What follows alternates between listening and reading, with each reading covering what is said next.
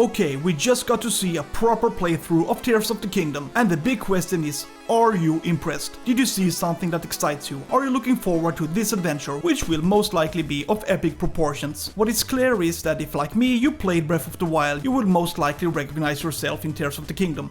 That was the first thing that struck me. Is this an upgraded or simply changed version of Breath of the Wild?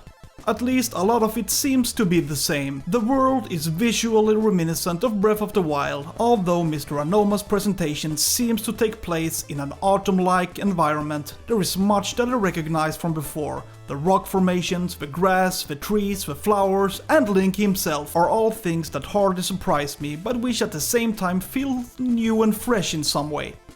What I really appreciated about Breath of the Wild were the abilities Link learned. The ability to manipulate objects through time and magnetism was both entertaining and something that was often used to solve puzzles and cope with various challenges. This time we get a new ability called Recall, an ability that seems to rewind time and move objects to previous positions.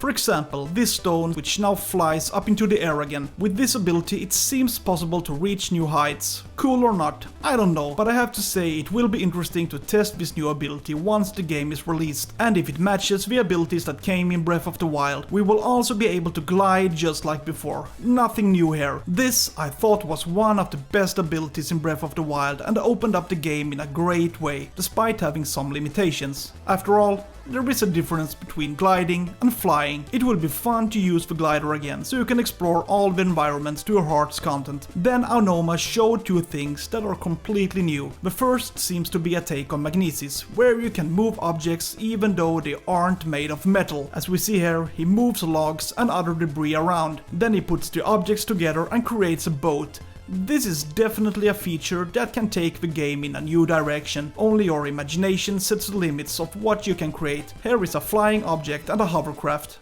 Pretty cool if you ask me.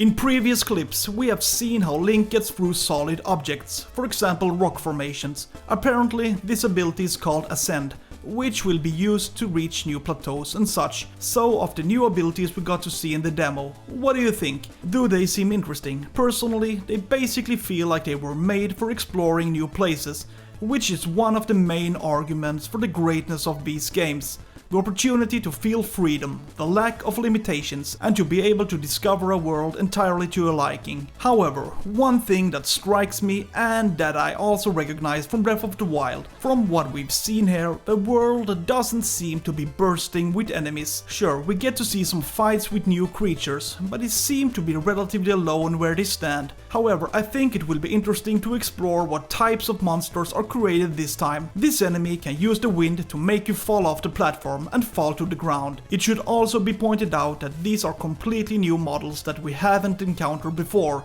My overall impression is that the new fights will require new strategies, which I think is basically a must to create a sustainable dynamic when exploring the world. It's always fun to face enemies that requires thinking. Nintendo did well with the fights in Breath of the Wild, and hopefully it will be the same this time. Also, I would like to mention that you can create weapons by putting together different objects, maybe an alternative way to bypass the system where weapons break after a while, something that I personally didn't appreciate with Breath of the Wild. Here we see how two objects are put together and create a lance-like weapon. Pretty cool actually. So now we have seen a relatively long demonstration of Tears of the Kingdom. What are your thoughts on this game? Does it seem interesting? Of course, I will buy this day one, no matter what the game is like, and I personally think the demo looks promising. I recognize many aspects from before, but after all, there is so much new this time. So what are your thoughts about this? Does it look promising? Let me know in the comments below. Feel free to subscribe to my channel. I post new Nintendo Switch related videos every week. Have a good day. See ya!